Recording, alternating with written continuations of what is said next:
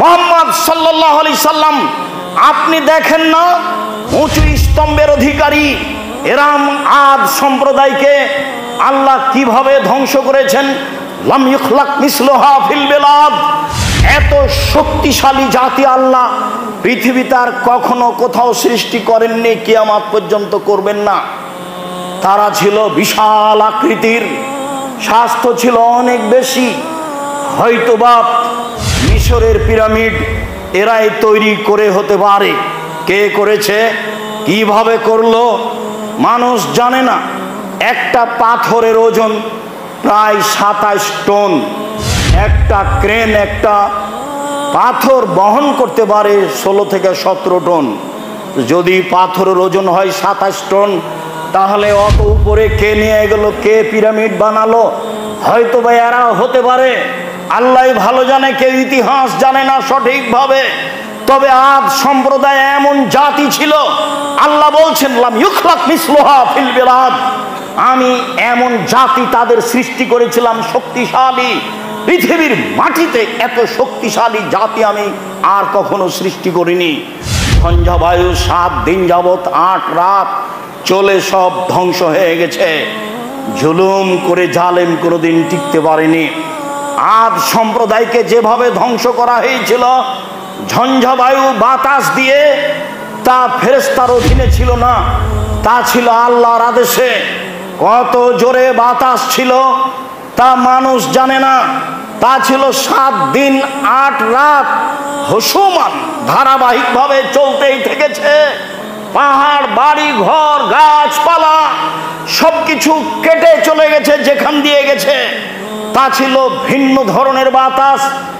আকাশে বাতাস উঠলেই আয়েশা আমি আশঙ্কা করি, আকাশে মেঘ উঠলেই আমি আশঙ্কা করি, আমি তো বলছি মেঘ, আসলেই কি মেঘ? আদ সম্প্রদায় বলেছিল মেঘ, আসলে তা মেঘ ছিল না। ফাদামদামা আলাইহিম রব্বুহুম বিযামবিহিম ফাসাওয়াহা, তাদেরকে একেবারে অন্ধকার, খুব বেশি ঠান্ডা, বিকট শব্দের ঝঞ্ঝাবায়ু দিয়ে ধ্বংস করা হয়েছে, সবকে একাকার করে দেওয়া হয়েছে। সামদ, সামদ, সামদ ধ্বংস হয়েছে। সমুদাল্লাযীনা যাবু সাখরা বিল ওয়াদ, বিশাল বিশাল 10 তলা 20 তলার পাহাড় কেটে, পাথর কেটে ঘর নির্মাণ করে সামদ সম্প্রদায় জীবিকা নির্বাহ করত। আল্লাহ সামদ সম্প্রদায়কে এইভাবেই ধ্বংস করে দিয়েছেন। তারা ছিল জালেম।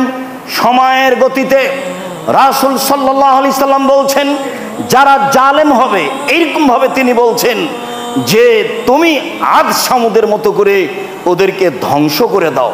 জালেমকে এইভাবে ধ্বংস করার জন্য রাসূল সাল্লাল্লাহু আলাইহি সাল্লাম বলছিলাম এইরকম ভাবে মানুষ জুলুম করে টিকতে পারেনি।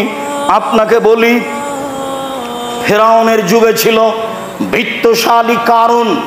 কারুনের ব্যাপারে আল্লাহ তাআলা বলছেন ওয়া আতাইনাহু মিনাল কুনুজে মা, আমি কারুনকে এত সম্পদ দিয়েছিলাম, কারুনকে আমি এত সম্পদ দিয়েছিলাম, ইন্না মাফাতিহাহু লা তানু বিল উসবাতি উলিল কুওয়া, একটা বড় শক্তিশালী দল তার অর্থ সম্পদের তালার চাবি বহন করত। একটা বড় শক্তিশালী দল তার অর্থ সম্পদের তালার চাবি বহন করত। এলাকার লোক বলেছিল, কারণ অহংকার করো না, ইন্নাল্লাহ লা ইউহিব্বুল ফারিহিন, আল্লাহ অহংকারীকে ধ্বংস করেন, পছন্দ করেন না। তোমার অর্থ সম্পদের দান যাকাত বের করো। কারণ বলেছিল ইন্নামা উতিতুহু আলা ইলমিন ইনদি, বলো কি তুমি আল্লাহ আমাকে সম্পদ দিয়েছে মানে আমি নিজ বিদ্যায় সম্পদ উপার্জন করেছি, কথা আল্লাহ বলছে। ওমা উতিতুহু আলা ইলমিন ইনদি, আমার কাছে যে বিদ্যা আছে সেই বিদ্যা দিয়ে আমি অর্থ উপার্জন করেছি, আল্লাহ আমাকে অর্থ দিয়েছে, কথা আমি বলি না। ফাখারাজা আলা কওমিহি ফি জিনাতিহি, একদা সাজসজ্জা গ্রহণ করে অহংকার গর্ব করে জনগণের সামনে বের হলো। আল্লাহ তাআলা বলছেন ফাখাসাফনা বিহি ওয়া বিদারিহিল আরজা, আমি ওকে ওর বাড়ি ঘরকে মাটিতে ধসিয়ে দিয়েছি, কিয়ামত পর্যন্ত সে মাটির নিচে যেতে থাকবে। যখন আমরা মিশরে বহায়রা কারণের বিল দেখতে গেলাম, যেখানে ও ধসে গেছে বলে বলা হয়, তার প্রশস্ততা হতে পারে 1.5 থেকে 2 কিলো, আর লম্বা হচ্ছে প্রায় 50 কিলো। 50 কিলো মতো জায়গা, নিচে বসে আছে, পানি ধরে আছে, পানিতে গন্ধ আছে, আল্লাহ ভালো জানে। 3000 3500 বছর আগেকার কথা, এমনটা হতেও পারে। তবে ও জুলুম করার কারণে মাটিতে ধসে গেছে, এটা আল্লাহ বলছেন, এ কথা আল্লাহর নবী বলছেন। ধসে যাওয়া সত্য, জুলুমের ফলাফল ভোগ করতে হবে, এ কথাও সত্য। চলেন দেখি কারণে ফেরাউনের জুলুমের একটা অংশ, ইযবেহুনা আবনাহুম ওয়া ইস্তাহিউনা নিসাহুম, জনগণের সন্তানকে জবে করত আর মেয়েদেরকে জীবিত রাখত। এইটা ছিল একটা জুলুম ফেরাউনের। জনগণের সন্তানকে জবে করে দিত তার চোখের সামনে, মেয়েদেরকে জীবিত রাখত তার চোখের সামনে। এইটা ছিল ফেরাউনের একটা জুলুম। ফেরাউনের জুলুম দেখা গেছে, ফেরাউন বলছে লাউকাত্তিয়ান্না আইদিয়াকুম ওয়া আরজুলাকুম মিন খিলাফ ওয়া লাউসাল্লিবান্নাকুম ফি দুলুইন নাখলে। যারা তোমরা জাদুগার মূসার কথা মেনে নিয়েছ, আমি তোমাদের ডান হাত কেটে দিব, বাম পা কেটে দিব, বাম পা কেটে দিব, ডান হাত কেটে দিব।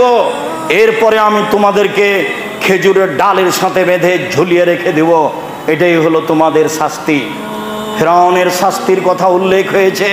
ও ফিরআউনা যিল আওতাদ, লৌহ শলাকাধারী ফিরআউন, যে তার কথা মানত না, তাকে বালুর চরে নিয়ে গিয়ে 4 হাত পায়ে কাঁটা মেরে দিয়ে, প্রেক মেরে দিয়ে চিৎ করে রেখে দিত এবং গায়ের উপরে সাপ বিছু ছড়িয়ে দিত। এটা কেমন জুলুম হতে পারে? এইভাবে ফেরাউন জুলুম করে দুনিয়া থেকে চলে গেছে। অনেক জুলুম ফেরাউনই বলেছিল নাইনিত্তাখাস